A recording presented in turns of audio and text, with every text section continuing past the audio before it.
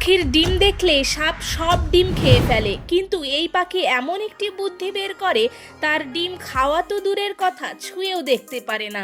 কারণ পেন্ডুলিন টিট অর্থাৎ বাবুই পাখি তার বাসা গাছের ডালে ঝুলন্ত অবস্থায় বানায়, যাতে কোনো শিকারী ইচ্ছে করলেও সেখানে পৌঁছতে পারে না। তারপরেও যদি সাপ বাসার আশেপাশে পৌঁছে যায়, সে ডিম তার নাগালেও পায় না। এর কারণ হলো বাসাতে ঢোকার জন্য দুটি পথ থাকে, যার সাহায্যে দুটি আলাদা আলাদা ঘরে যাওয়া যায়, যেখানে একটি পথ শুধুমাত্র সাপেদের বোকা বানানোর জন্যই তৈরি করা হয়। এই রাস্তাটি সবসময় খোলাই থাকে, অপরদিকে একটি পথ লুকানো অবস্থায় থাকে এবং এর মধ্যেই ডিম এবং বাচ্চা সুরক্ষিত থাকে। বেচারা সাপ জানতেই পারে না বাসার মধ্যে সিক্রেট ঘর রয়েছে। এমনই সব মজাদার তথ্য পেতে ভিডিওটি লাইক দিয়ে চ্যানেলটি সাবস্ক্রাইব করে দিও।